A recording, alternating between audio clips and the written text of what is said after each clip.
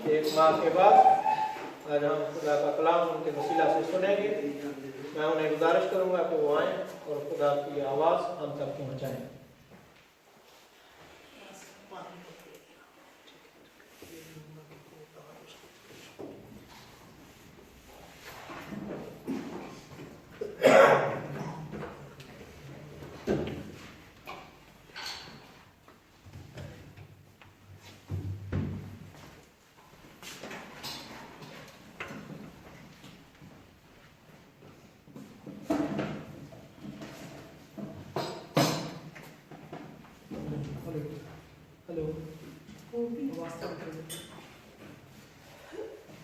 Hello, मसीह यीशु के खूबसूरत तरीन नाम में, जो नाम सब नामों से आला है, आप सबकी सलामती हो।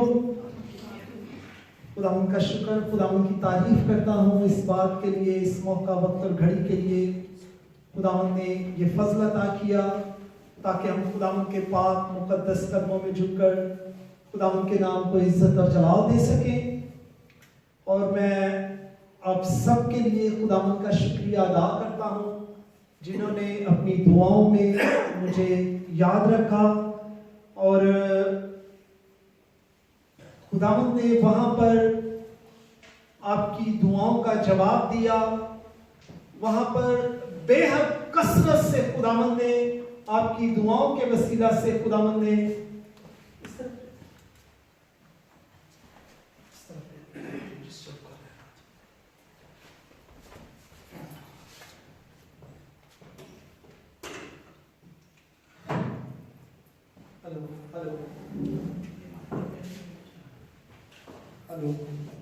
Hello, thank you very much. वहां पर खुदावंद ने आपकी दुआओं के वसीला से बड़ी मदद की, बड़ी रहनुमाई की और खुदावंद ने अपने जलाल के लिए इस अदना से खादम को बड़ी कसरत से इस्तेमाल किया। और मैं आप सब के लिए खुदावंद का तहे दिल से शुक्रिया अदा करता हूं कि जिन्होंने इस बोझ को, इस रोया को, इस खिदमत को रुकने नहीं दिया। बल्कि मेरा पहले दिन से मेरा ये कहना है कि खुदा जो है किसी इंसान का मोहताज जो है वो नहीं है। हमारा खुदा जिंदा खुदा है। किसी शागिर्द जो है वो मसीह यीशु के साथ शाहाना दाखिला के वक्त जा रहे थे तो फकीह और फरीसी खुदावंद से कहने लगे कि अपने शागिर्दों से कहो कि ये शोर ना करें, खामोश हो जाएं। तो खुदावंद ने कहा कि अगर ये खामोश होंगे तो पत्थर क्या करेंगे? चिल्ला उठेंगे। खुदावंद अपना काम जो है वो पत्थरों से भी लेना जानता है। खुदावंद मेरी गैर मौजूदगी में आप में से आप लोगों को खुदावंद ने उठा खड़ा किया और अपने जलाल के लिए खुदावंद ने इस्तेमाल किया, जिसका मकसद ये है, सिर्फ और सिर्फ ये हमारी जिंदगियों में गवाही है कि खुदावंद हम में से हर एक को अपने जलाल के लिए इस्तेमाल करना चाहता है। और खुदावंद ऐसे मौके फराहम करता है कि आप खुदावंद के नाम को इज्जत और जलाल दे सके। आज हम अपने मजमून की तरफ बढ़ेंगे और पहले हम एक आयत तलावत करेंगे। खुदावंद यीशु मसीह की अंजील बुजुर्ग यूहन्ना रसूल की मार्फत लिखी गई, उसका 14वां बाब। बहन साइमा जो है वो इस आयत की तलावत में रहनुमाई करेंगी। मुकद्दस यूहन्ना रसूल की मार्फत लिखी गई अंजील, उसका 14वां बाब और उसकी 12वीं आयत खुदावंद के लातरदील कलाम में से तलावत की जाएगी। यह नफ्स का 14 बाब उसकी 12 आयत से, मैं तुमसे सच कहता हूँ कि जो मुझ पर ईमान रखता है ये काम जो मैं करता हूँ वो भी करेगा, बल्कि इनसे भी बड़े काम करेगा, क्योंकि मैं बाप के पास जाता हूँ। आमीन। खुदावंद आपको बेहद बरकत दे। सबने ये आयत सुनी है। किसी के पास अगर बाइबल नहीं है तो ये बाइबल भी खुदावंद का शुक्र है कि हमारे पास आ चुकी हैं। आप बाइबल भी ले सकते हैं। यहाँ पर अभी हमेशा ये मौजूद रहेगी ताकि अगर आप घर से नहीं ला सकते तो यहाँ पर आकर आप बाइबल को जरूर यूज करें। यह आयत इंतहाई खूबसूरत है और बहन ने बड़ी सफाई से पढ़ी है। यूहन्ना 14वें बाब की 12वीं आयत क्या लिखा है? मसीह यीशु ने ये फरमाया कि मैं तुमसे सच कहता हूं कि जो मुझ पर ईमान रखता है ये काम जो मैं करता हूं वो भी करेगा, बल्कि इनसे भी बड़े बड़े काम करेगा। आज जो हमारा मजमून है वो है खुदावंद के वादे और उन पर यकीन। क्या हमारा मजमून है? खुदावंद के वादे और उन पर यकीन। एक चीज आज हमने देखनी है, हम खुदावंद पर ईमान रखते हैं, हम उसके मौजज़ात पर भी यकीन रखते हैं, उसके बड़े बड़े कामों पर यकीन रखते हैं, लेकिन कभी कभी उसके वादों पर हमारा यकीन नहीं रहता। देखते हुए, जानते हुए, अभी देखें मिसाल के तौर पर, यह आयत हमने पढ़ी है, खुदावंद जो है वो किन से हम कलाम है? अपने शागिर्दों से, अपने रसूलों से।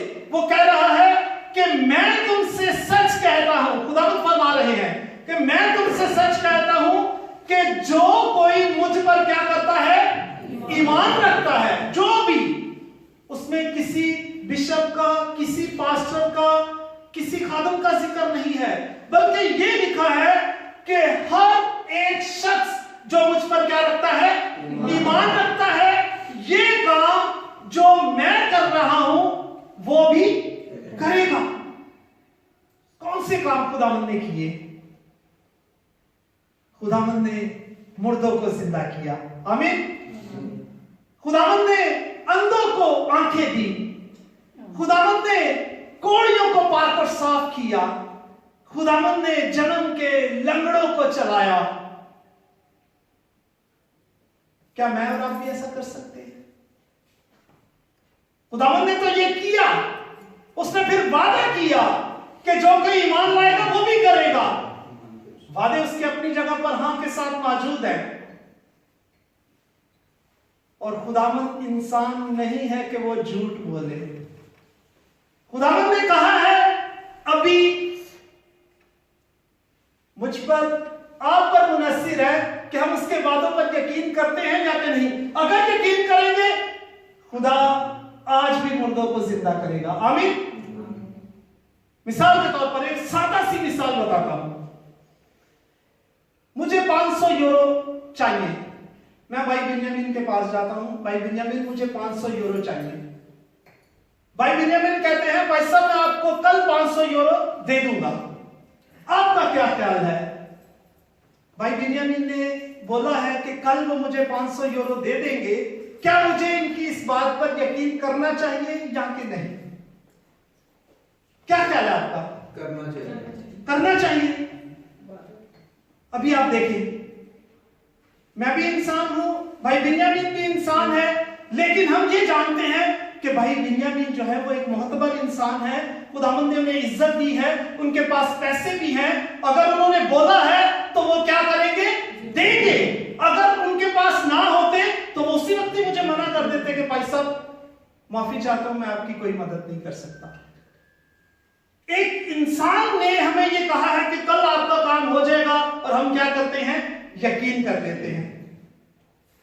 और खुदावंद ने कहा, तो ईमान तो हमारा अपनी जगह पर मौजूद है, लेकिन यकीन नहीं है कि खुदा ने कह दिया, पता नहीं करेगा, नहीं करेगा, पता नहीं होगा, नहीं होगा। मिसालें पेश करूंगा एक और।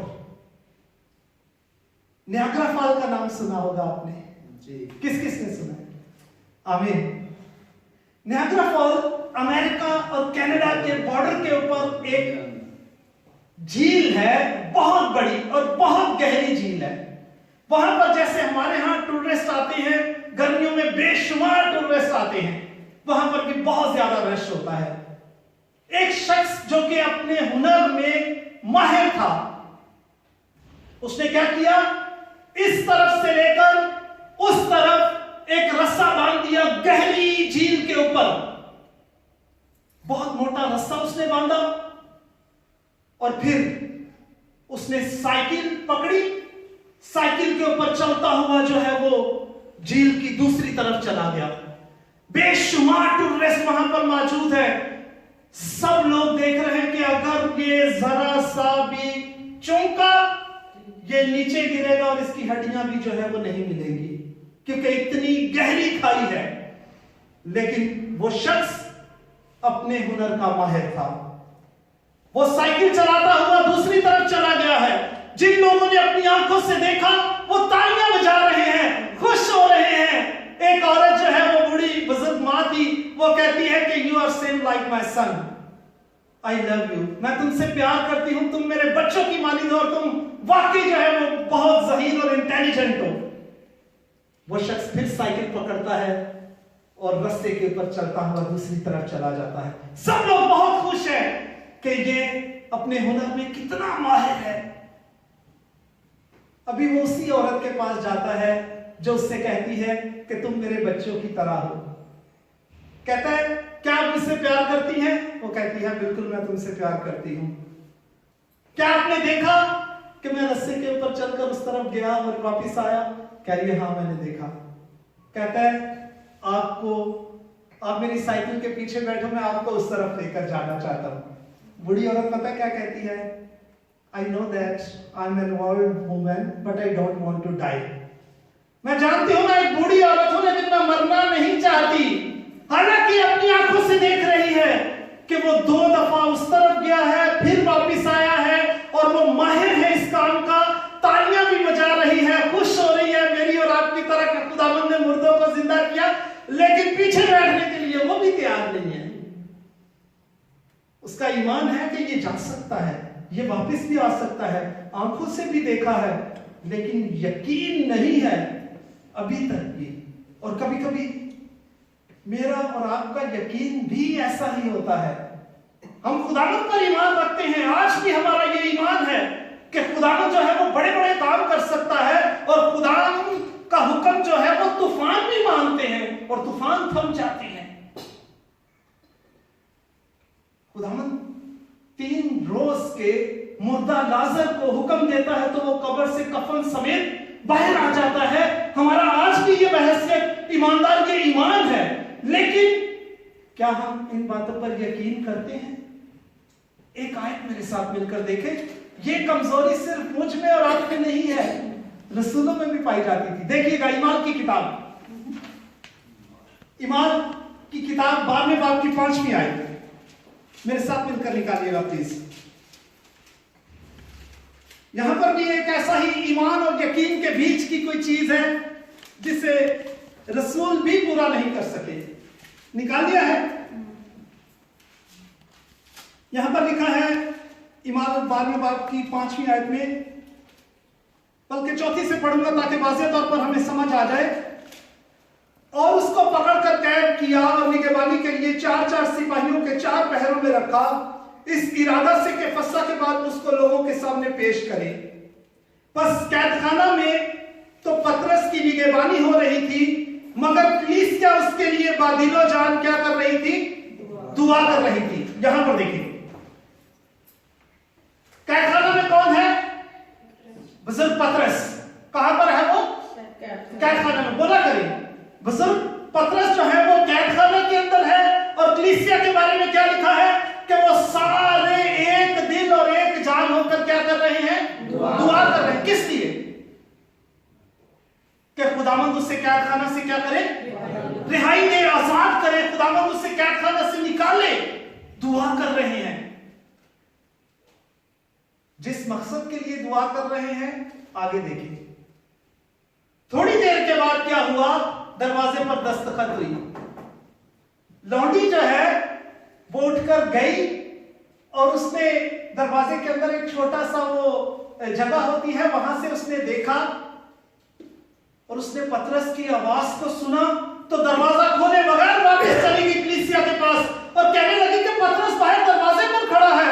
और कहते हैं बेवकूफ, तुझे पता नहीं है वो तो जेल में है, वो तो कैदखाना में है, वो कैसे बाहर हो सकता है? उसका कोई फरिश्ता होगा। आप देख रहे, गौर करने की कौन सी बात है? कलीसिया उसकी रिहाई के लिए दुआ कर रही है, लेकिन यकीन नहीं है कि दुआ सुनी जा चुकी है। ऐसा ही मेरे और आपके साथ भी अक्सर होता है। हम ईमान रखते हैं लेकिन खुदावंद के वादों पर यकीन नहीं करते। कि खुदावंद ने कहा है जो कोई मुझ पर ईमान लाएगा वो ये सारे काम जो मैंने किए हैं ये सारे काम करेगा, बल्कि इनसे भी बड़े बड़े काम करेगा। अभी देखिए, मेरी बात को गलत मत लीजिएगा। बुजुर्ग पतरस जब हैकल में जाया करते ईमाल की किताब को पढ़े दुआ के लिए, तो लिखा है कि लोग अपने मरीजों को दाएं और बाएं सड़क की उस तरफ भी और इस तरफ भी लिटा देते, और उनका ये ईमान था कि अगर बुजुर्ग पतरस का साया भी हमारे मरीज के ऊपर पड़ेगा तो वो क्या करेगा, शिफा पाएगा। हालांकि ऐसा कोई भी वाकया मसीह यीशु की जिंदगी में नहीं है, लेकिन खुदावंद ने कहा, इसका मतलब ये नहीं कि बुजुर्ग पतरस खुदावंद यीशु मसीह से बड़े हो गए हैं, नहीं, बल्कि इसका मतलब ये है कि खुदावंद ने कहा कि तुम मुझसे भी बड़े बड़े काम करोगे, और उन्होंने किए। सिर्फ मैंने और आपने खुदावंद के वादों पर यकीन करना है, भरोसा करना है कि अगर खुदावंद ने ये कहा है तो होगा, और अगर आप भरोसा करेंगे, यकीन करेंगे, तो फिर आपकी जिंदगी में खुदावंद बड़े बड़े काम करेगा। और वो आज कल बल्कि अब तक क्या है, यकसा खुदा है। हमारा खुदा ला तब्दील खुदा है, वो आज भी अपने वादों में उतना ही कादिर और उतना ही कुदरत वाला है। अभी एक और मिसाल आपको दूंगा। मसीह यीशु, आप अनाजील को पढ़े, वहां पर मसीह यीशु ने एग्जाम्पल्स में, मिसालों में, हर एक जगह पर अपने कलाम को पेश किया। उसका मकसद क्या था, ताकि आसानी से एक बात समझ में आ जाती है। एक पास्टर और एक एल्डर इस तरफ रहते हैं, रहायश इस तरफ है, बीच में एक दरिया बहता है, और दूसरे तरफ गांव है सनफिलियो का, जहां पर वो खिदमत करते हैं।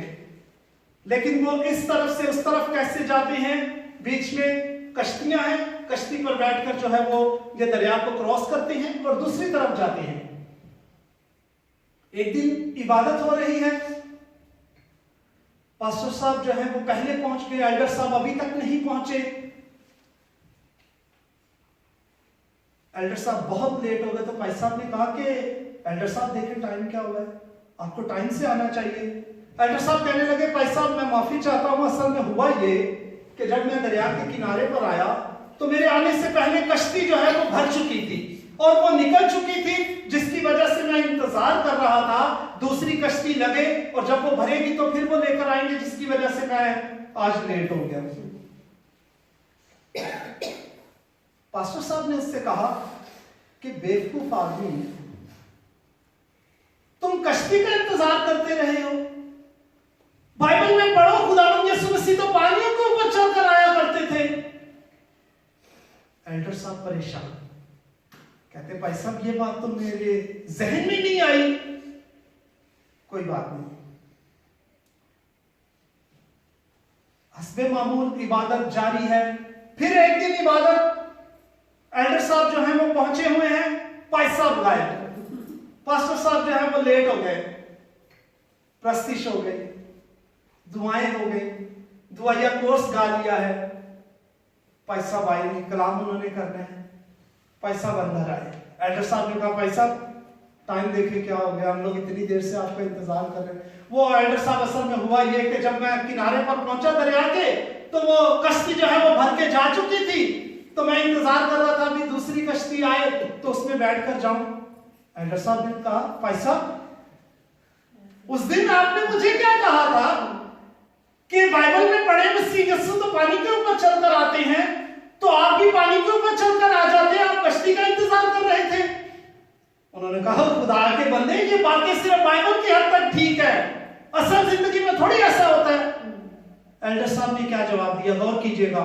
उसने कहा, भाई साहब मुझे इस बात का बेहद अफसोस है, लेकिन मुझे खुशी इस बात की है कि मैं जिस दिन आपने मुझे ये कहा कि खुदावंद यीशु मसीह पानियों के ऊपर चलकर आते हैं, उस दिन से लेकर आज तक मैं कभी कश्ती में नहीं आया, बल्कि पानी के ऊपर चलकर आता हूं और हमेशा वक्त से पहुंचता हूं।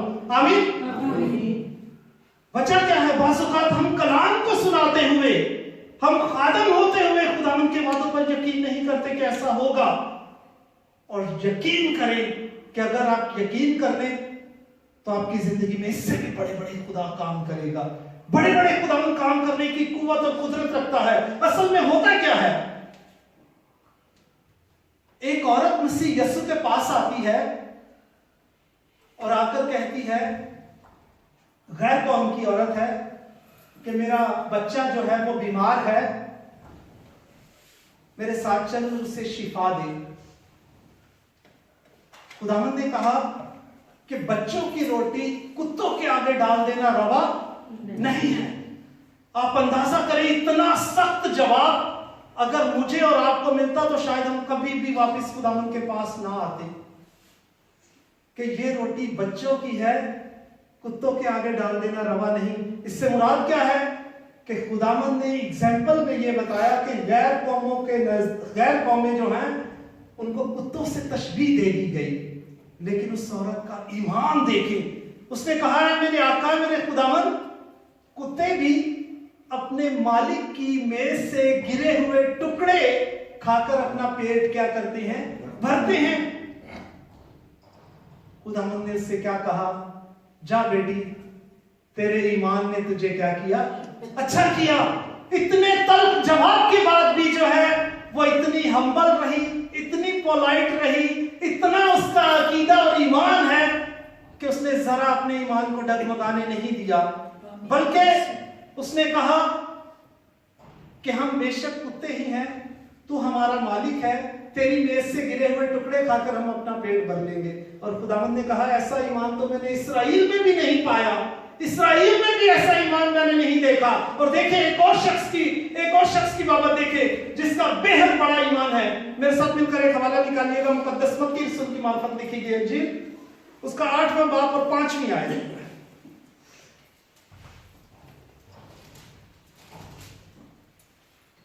निकाल लिया है आप लोगों ने?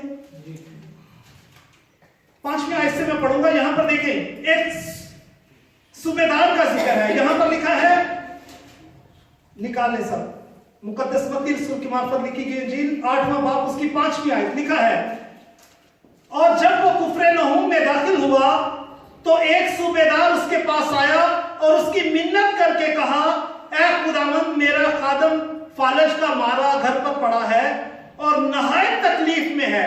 उसने उससे कहा, मैं आकर उसको क्या करूंगा, शिफा दूंगा। खुदावंद ने कहा कि मैं तुम्हारे साथ चलूंगा और उसको शिफा दूंगा। सूबेदार क्या जवाब दे रहा है? सूबेदार ने जवाब में कहा, ऐ खुदावंद, मैं इस लायक नहीं कि तू मेरी छत के नीचे आए, बल्कि सिर्फ जुबान से कह ही देगा तो तेरा कदम क्या करेगा, शिफा पाएगा। यहां पर देखें, ये सूबेदार है, एक पलटन का कैप्टन है, आकर कहता है कि मेरा नौकर जो है वो फालिज का मारा घर पे पड़ा है, उसके लिए दुआ करके वो तंदुरुस्त हो जाए। खुदावंद ने कहा कि मैं तेरे साथ चलूंगा और उसको क्या करूंगा, शिफा दूंगा। उसने कहा, नहीं, मैं तो बहुत गुनाहगार इंसान हूं, मैं इस काबिल भी नहीं हूं, इस लायक भी नहीं हूं कि तू मेरे छत के नीचे आए, लेकिन मेरा ये ईमान है, तू यहां से ही अपनी जुबान से कह ही देगा तो मेरा कदम वहां पर क्या करेगा, शिफा पाएगा। आमीन।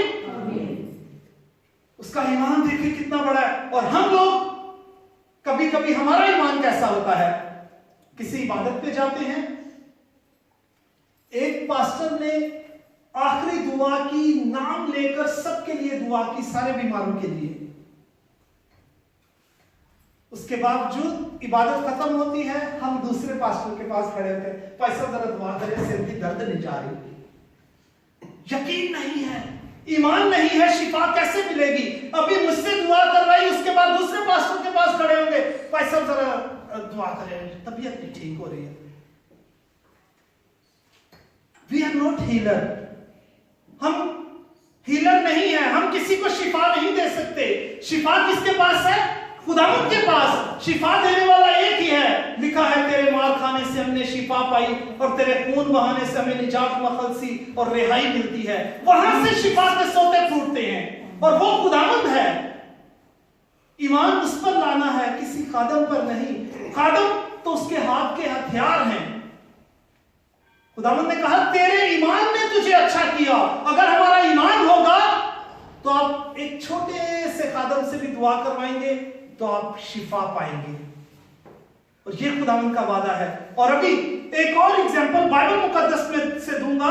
नुमान कोड़ी के बारे में सुना है आप लोगों ने? नुमान कोड़ी एक सिपा सलार था, एक बहुत बड़ा ओहदे पर फाइज था, गैर कौम का शख्स था। एक छोटी बच्ची जो इस्राएल से असीर होकर गई, उसने देखा कि मेरा आका, मेरा मालिक जो है वो कोढ़ की बीमारी में मुब्तला है।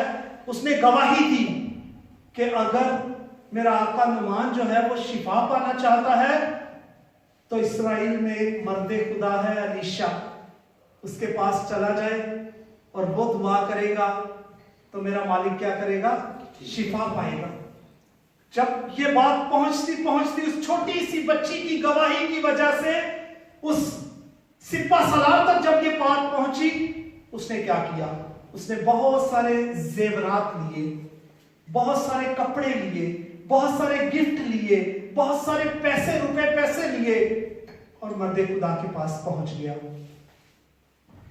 मर्दे खुदा अपने बालाखाना में दुआ के कमरे में बैठा हुआ है। जब नुमान वहां पर पहुंचा है तो जहाजी ने अंदर जाकर कहा कि ऐ मर्दे खुदा, बाहर नुमान कोड़ी जो है वो सिपा सलार आया है